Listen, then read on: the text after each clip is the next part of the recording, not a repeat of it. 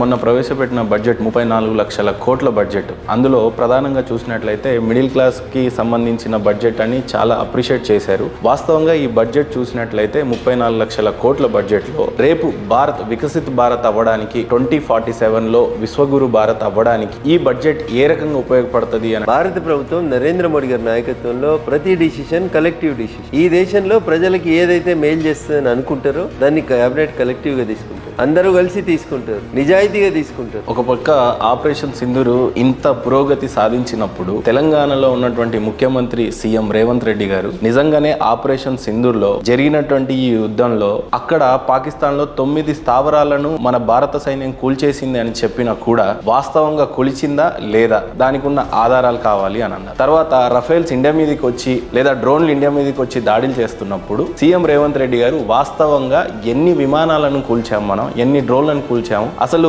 వాస్తవాలు ఏంటి అని చెప్పేసి ఒక పక్క అడగడం జరిగింది. రేవంత్ రెడ్డి గారు రాజకీయాలకు రాకముందు నుంచి ఈ దేశ పార్లమెంట్ లో సభ్యుడిగా ఉన్నటువంటి శశి థరూర్ గారిని పోయి అడుగుమని ఉంటారు. విమానాలు కూలినాయి కరెక్టా కాదా, పాకిస్తాన్ కి సంబంధించినటువంటి క్షిపణులను మనం కూలగొట్టింది కరెక్టే కాదా. సార్, ఆపరేషన్ సింధూర్ మొత్తంలో కూడా ఒక ఇంట్రెస్టింగ్ ఫ్యాక్ట్ ఏంటంటే చాలా మంది మేల్ పైలట్స్ ఉన్నా కూడా యుద్ధ విమానాలను నడపడానికి సిద్ధంగా ఉన్న ఆడబిడ్డలు ఇద్దరినే ఎందుకు బీజేపీ ప్రధానంగా చూస్ చేసుకుంది అని అంటే ఏమంటారు? అరే వెదవల్లారా, మా ఆడబిడ్డలు అబలలే కాదు సబలలు కూడా. ప్రపంచానికి భారత మహిళ యొక్క గొప్పతనాన్ని చాటి చెప్పాలనుకున్నారు. అందుకనే ఇద్దరు ఆడబిడ్డలు జాలరపోయి మీకు అని చెప్పి సమాధానం. బార్డర్ సెక్యూరిటీ కానీ, డిఫెన్స్ సిస్టమ్ కానీ, దాని గురించి సంబంధించినటువంటి బడ్జెట్స్ కానీ, లేదా గతంలో ఉన్న డిఫెన్స్ సిస్టమ్ ఎంత స్ట్రాంగ్ గా ఉండింది, సైన్యం స్వయం సమృద్ధి పొందడానికి కావాల్సినటువంటి బడ్జెట్ ఇచ్చినాం, కాన్ఫిడెన్స్ ఇచ్చినాం, అంకురాలను ఎంకరేజ్ చేసినాం. ఇతర దేశాలలో మనకంటే మెరుగ్గా ఉన్నటువంటి పరికరాలను కూడా తీసుకొచ్చుకోవడానికి, ఆయుధాలను కొనుక్కోవడానికి కూడా మనం ఇక్కడ S-400 అప్పుడు కానీ, రఫేల్ అప్పుడైతే ఇంకా మాట్లాడుతూనే ఉంటారు. రఫేల్ కుంభకోణం అని మాట్లాడేటువంటి మూర్ఖులు ఉన్నారు ఈ దేశంలో. ఈ రోజు భారతదేశం యొక్క రెవెన్యూ 4.19 ట్రిలియన్ దాకా వెళ్ళింది అని అంటే బ్యూరోక్రాట్స్ల పాత్ర ఉంటుంది. వాళ్ళ గురించి ఎప్పుడు కూడా రాజకీయ నాయకుడికి వెనకాల వెనుదన్నుగా ఉండేటువంటి బ్యూరోక్రాట్స్ గురించి ఇంత రెవెన్యూ జనరేట్ చేసి ప్రణాళికలను సిద్ధం చేస్తూ ఉంటారు అని అంటారు. అలాంటి బ్యూరోక్రాట్స్ల గురించి చెప్పాలి అని అంటే ద సిస్టమ్ ని కంటిన్యూస్ గా నడిపేటువంటి వ్యవస్థ అంతా బ్యూరోక్రాట్లు. ఈ బ్యూరోక్రాట్లు కొంతమంది అందులో తప్పుడు వ్యక్తులు ఉండొచ్చు, అన్ని వ్యవస్థలలో తప్పుడు వ్యక్తులు ఉన్నట్టు ఆ వ్యవస్థలో కూడా కొంతమంది తప్పుడు వ్యక్తులు ఉండొచ్చు. But majority of them or service oriented. ఈ దేశానికి ఏదో చేయాలనేటువంటి ఒక గొప్ప తపన ఉన్నటువంటి వ్యక్తులు. కాబట్టి అట్లాంటి వాళ్ళ గురించి తప్పుగా మాట్లాడడం అనేది సరైనటువంటి విధానం కాదు. ఈ రెవెన్యూ జనరేషన్ లో బ్యూరోక్రాట్స్ల పాత్ర కానీ, లేకపోతే వాళ్ళు శ్రమించే విధానం కానీ ఏ రకంగా ఉంటుంది? ఒక రెవెన్యూ జనరేషన్ లోనే ఉండరు వాళ్ళు. ప్రజలకి మంచి అయినటువంటి అనేక పథకాల రూపకల్పనలో కానీ, ఈ దేశ రక్షణ రంగం లోపల ఉన్నటువంటి అనేక రకాలైనటువంటి ఉత్పత్తుల్ని బయట దేశాల నుంచి కాకుండా మనం తెచ్చుకోవడానికి కానీ చాలా చోట్ల వాళ్ళ పాత్ర ఉంటుంది. స్కూళ్ళలో కానీ, మిడ్ డే మీల్స్ లో కానీ, రేషన్ కార్డులో కానీ, ధరణిలో కానీ, భూభారతిలో కానీ ఇట్లా కొత్త చట్టాలు తెచ్చే ప్రతి దాంట్లో మనల్ని గైడ్ చేసేది వాళ్ళు. $4.19 ట్రిలియన్ అంటే ఆల్మోస్ట్ గా 178 లక్షల కోట్ల ఎకానమీతో ఈ రోజు భారత్ 4th ప్లేస్ కి వచ్చింది. ఎలా సాధ్యపడింది ఈ రోజున? ఒకప్పుడు మోడీ గారు అంటే చాయ్ వాలా మమ్మల్ని పాలిస్తాడా అని చెప్పిన కాంగ్రెస్, ఎంఐఎం లాంటి పార్టీలు ఈ రోజున మన్మోహన్ సింగ్ అంటే రెవెన్యూని, సంపదని సృష్టించేటువంటి ఒక దిగ్గజుడు అని చెప్పేవాళ్ళు. ఈ రోజు $4.9 ట్రిలియన్ సంపాదించి 4th ప్లేస్ లో ప్రపంచవ్యాప్తంగా భారత్ నిజంగానే ఒక సూపర్ పవర్ దేశంగా ఎదుగుతుంది అని చెప్పే ఎకానమీకి రీచ్ అయ్యాం. ఎప్పుడైనా ఇన్వెస్టర్ ఇన్వెస్ట్ చేయాలంటే 2 విషయాలను ఆలోచిస్తాం. ఒకటి, ఆ దేశంలో ఉన్నటువంటి పాలకుడు ఒక గొప్ప ముందు చూపు కలిగినటువంటి నాయకుడు అయి ఉండాలని కోరుకుంటాడు. 2, తాను పెట్టినటువంటి పెట్టుబడులకి భద్రత ఉండాలని కోరుకుంటాడు. కాళేశ్వరం ప్రాజెక్టు అవినీతి జరిగింది అని గతంలో స్వయాన నరేంద్ర మోడీ గారే అన్నారు. అందులో అది వైట్ ఎలిఫెంట్, అది ఒక ATM బ్యాంక్ లాగా అయిపోయింది అని చెప్పేసి గతంలో మీలాంటి నాయకులు విమర్శలు చేశారు. ఈ రోజున ఎంక్వైరీలు జరుగుతూ ఉన్నాయి. ఏ రకంగా చూస్తారు? మీ పాయింట్ ఆఫ్ వ్యూ ఏంటి? కాళేశ్వరం ప్రాజెక్టు నిర్మాణంలో అవినీతి జరిగింది అనేటువంటి లైన్ కి భారతీయ జనతా పార్టీ బూత్ అధ్యక్షుని దగ్గర నుంచి మొదలుకుంటే ప్రధానమంత్రి దాకా అందరిది ఒకటే line. There is no second opinion. లేదా చంద్రశేఖరరావు గారిని కాపాడాలనుకుంటుందా, లేదు వాళ్ళు చర్య తీసుకుంటే ఇబ్బంది అవుతుందని అనుకుంటే భారత ప్రభుత్వానికి ఉత్తరం రాసి ఇది PC ఘోష్ గారి కమిషన్ ఇచ్చినటువంటి నివేదిక. దీని ప్రకారం కేసీఆర్ గారు పలానా వ్యక్తులు అవినీతికి పాల్పడ్డారు, వీళ్ళ మీద CBI విచారణ జరపండి అని అడుగుతారా? We'll wait and see. ఎలాగో ఏవియేషన్ సబ్జెక్ట్ వచ్చింది కాబట్టి విజయ్ మాల్యా అంటే కింగ్ ఫిషర్ ఎయిర్వేస్ ని ఒక్క స్థాయిలో రన్ చేశారు అనేది నిజం. ఎంతో కొంత రెవెన్యూ టాక్సేషన్ ఈ భారతదేశం యొక్క కాంట్రిబ్యూషన్ ఉంది అనేది వాస్తవం. అలాంటి ఒక విజయ్ మాల్యా ఈ దేశాన్ని దాటి వెళ్ళిపోవటం, ఆయన మళ్ళీ ఈ దేశానికి రావాలని చిందించటం అంత మంచి దిగ్గజం ఒక అంబానీ ఆదానీలతో పోటీ పడేటువంటి ఒక బిజినెస్ మ్యాన్ ఈ దేశాన్ని వదిలేసి వెళ్ళిపోవటం, ఆయన ఆ రకమైనటువంటి ఎమోషనల్ ని వ్యక్తపరచడం, ఒక మెంబర్ ఆఫ్ పార్లమెంట్ గా మీ యొక్క పాయింట్ ఆఫ్ వ్యూ చెప్పాలి విజయమాల్యా పట్ల అంటే ఏం చెప్తారు? మోడీ గారి ప్రభుత్వం హయాంలోనే మేము ఒక ఫ్యూజిటివ్ ఎకనామిక్ అఫెండర్స్ యాక్ట్ అనే ఒక చట్టాన్ని తీసుకొచ్చి ఇట్లా దేశం ఎల్లలు దాటి పారిపోయినటువంటి వ్యక్తుల యొక్క ఆస్తుల స్వాధీనం, లొంగిపోయేలా చర్యలు తీసుకోవడం, ఇట్లాంటివి చేయడం వల్లనే ఆయనకు 5,000 కోట్ల పైచీలకు లోన్ ఇస్తే ఇప్పటికే దాదాపు 9,000 కోట్ల పైచీలకు రుణాలు రికవరీ చేసినామని బ్యాంకులు చెప్తున్నాయి, నేను చెప్తలేను. అట్లా అది లలిత్ మోడీలైనా నీరవ్ మోడీలైనా ఎవరి హయాంలో వారిపోయినా ఈ దేశ సంపదను దోచుకున్న ప్రతి ఒక్కరిని ఈ దేశానికి తెస్తాం, ఈ దేశ చట్టాల ప్రకారం శిక్షించుతుంది. డబ్బుల్ని ఎగ్గొట్టేసి ఇతర దేశాలకు పారిపోయినటువంటి నీరవ్ మోడీ గారు కానీ విజయమాల్యా లాంటి వాళ్ళు కానీ ఎందుకు ఇంకా బీజేపీ తీసుకురాలేకపోయింది అనేది ఇంకో వాదన. పారిపోయినోడు వస్తా అని దండం పెట్టి దరఖాస్తు ఎందుకు పెడుతున్నాడు కోర్టులో అంటే మనం తీసుకొస్తున్నటువంటి చర్యల వల్లనే అట్లా జరుగుతుంది. ఈ దేశం సొమ్ముని లోన్ రూపాయల్లో తీసుకొని ఎగ్గొట్టాలనుకున్న ప్రతి వ్యక్తిని కొంచెం వెనక కొంచెం ముందు ఆ దేశాలతో చేసుకుని ఒప్పందం తప్పకుండా వెనక్కి తీసుకొస్తాం, ఆ డబ్బులన్నీ తిరిగి రాబోదు. భారతదేశంలో గతంలో బీజేపీ ప్రభుత్వం ప్రయత్నించినటువంటి 3 చట్టాలని వెనక్కి తీసుకోవడం జరిగింది, ఆమోదించలేదు. భారతదేశంలో రైతుని రాజు చేస్తానని, లేకపోతే రైతు యొక్క రెవెన్యూ ఆర్థిక పద్ధతిని పెంచుతామని చెప్పి బీజేపీ చాలాసార్లు అనడం జరిగింది. సో ఉన్నటువంటి ఈ 11 సంవత్సరాలలో బీజేపీ రైతులకు ఏమన్నా చేసింది అని అంటే ఏం చేసింది అని అంటారు? రానున్న రోజుల్లో బీజేపీ రైతుల కోసం ప్రవేశపెట్టిన బడ్జెట్లు కానీ ఏ రకంగా వినియోగిస్తారు? యూరియా అంతా అప్పుడు బ్లాక్ మార్కెటింగ్ పోయేది,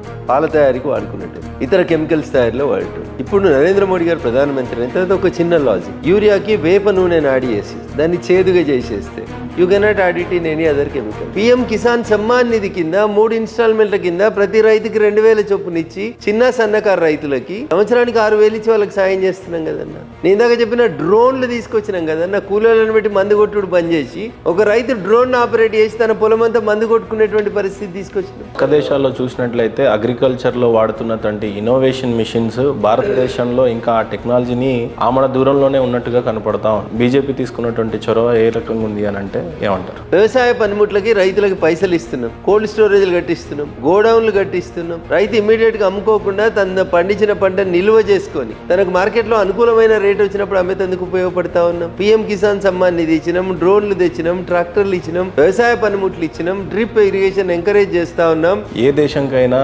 గట్టి పిల్లర్లుగా ఉండేది ఏదన్నా ఉందంటే ఈజీ ఆఫ్ డూయింగ్ బిజినెస్ ఒకటి, స్టార్ట్అప్ బిజినెస్ ఒకటి. ఆ ర్యాంక్ లో చూసినట్లయితే భారతదేశంలో ఈజీ ఆఫ్ డూయింగ్ ఏ రకంగా ఉంది బిజినెస్ విషయంలో, స్టార్ట్అప్ చేస్తున్నటువంటి యువతకి ఏ రకమైనటువంటి బడ్జెట్ ప్రవేశపెట్టి సపోర్ట్ చేస్తున్నారు, ఫ్యూచర్ లో ఏ రకంగా స్టార్ట్అప్ ఇండియా కానీ ఎంటర్ప్రెనర్స్ కి కానీ బీజేపీ ఏ రకంగా సపోర్ట్ చేయబోతుంది అని అంటే మీరు ఏం చెప్తారు? ఈ దేశంలో దళితులను ఉద్దేశించి దళితుల్ని పారిశ్రామికవేత్తలు చేసేందుకు డిక్కీ అని ఒక సంస్థ పనిచేస్తుంది. నరేంద్ర మోడీ గారు ప్రధానమంత్రి అయ్యే కంటే ముందు ఏ ప్రధానమంత్రి కూడా డిక్కీ ప్రోగ్రామ్కి ఫుల్ డే అటెండ్ కాలేదు. వచ్చి రిబ్బన్ కట్ చేసి ప్రోగ్రామ్ ఆన్ అయిందని వెళ్ళిపోయేటోళ్ళు. కానీ ఒక దేశ ప్రధాని సాక్షాత్తు ఫుల్ డే కూర్చొని దళిత పారిశ్రామికవేత్తల ఆలోచన విధానం ఎట్లుంది, ఏం చేయాలనే దాని లోపల కూడా ఆయన ఇంటరాక్ట్ అయినాడు. So this is how we will concern. మా కన్సర్న్ ఇట్లా పేద ప్రజల కోసం ఉంటాయి. ఇప్పుడు మీరు చెప్పినట్లు రైతులకి డైరెక్ట్ గా వాళ్ళ ఖాతాలో డబ్బులు పడటం అనేది మీరు సాధించినటువంటి ఘనత. చాలా మందికి డైరెక్ట్ గా ఎప్పుడైతే గతంలో కాంగ్రెస్ ప్రభుత్వం రూపాయి ఇస్తే 15 పైసలు వచ్చేదనే ఒక వాదనని మీరు డైరెక్ట్ గా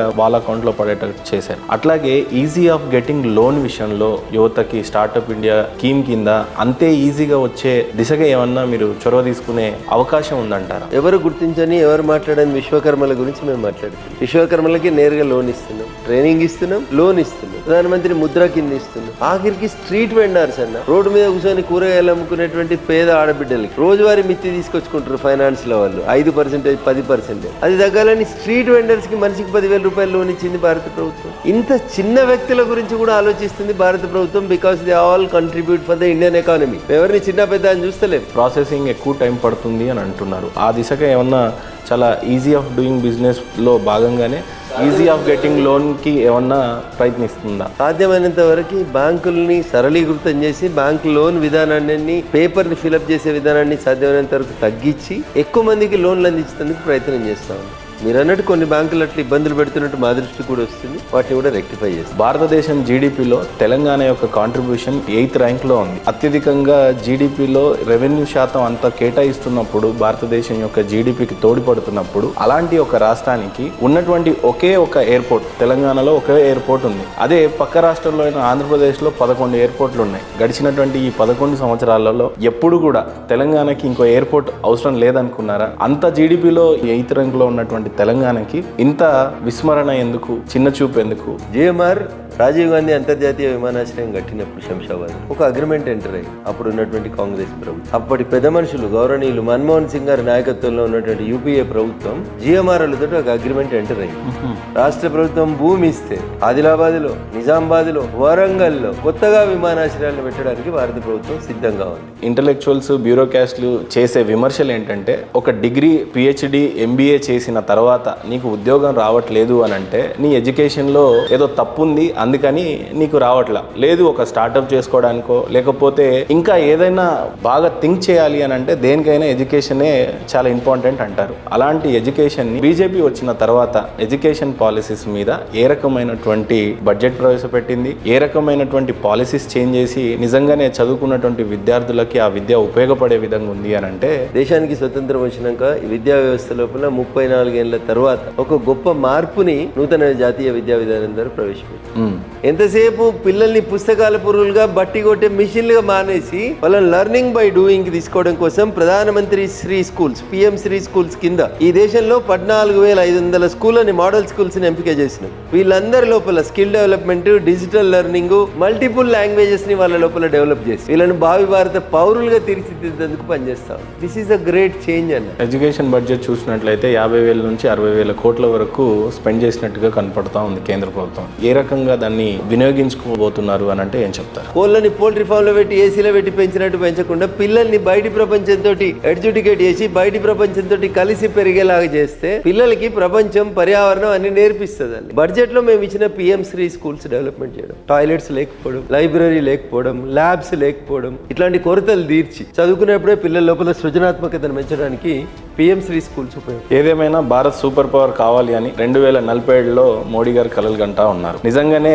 వికసిత్ భారత్ కావాలి అని అంటే ఎలాంటి రెవెన్యూలను ఉపయోగించుకుంటారు, ఎలాంటి వనరులను ఉపయోగించుకుంటారు, సూపర్ పవర్ భారత్ గా ఎప్పుడు తీర్చిదిద్దుతారు? మీకున్నటువంటి ఆశలేంటి, ఆశయాలేంటి ఈ దేశం పట్ల? ఇలా భారతదేశం కాదు, ప్రపంచంలో ఏ నూక్ అండ్ కార్నర్ పోయినా ఇంతకుముందు నీ దేశం అంటే ఏదని చెప్పుకోవడానికి భయపడే స్థితి నుంచి ఐఎమ్ ఎన్ ఇండియన్ అని గర్వంగా చెప్పుకునే రీతి లోపల భారతీయుల గౌరవాన్ని పెంచిన నాయకుడు నరేంద్ర మోడీ గారు. ఖచ్చితంగా వికసిత భారత్ లక్ష్యంతో పాటు భారత్ని విశ్వగురువుగా చేస్తాం, ప్రపంచంలో అగ్రమాంగా నిలబెడతాం. దానికి అంతా కర్త, కర్మ, క్రియ ఎవరంటే ఈ దేశంలో ఉన్నటువంటి యువత. Nation first, party next, individuals last.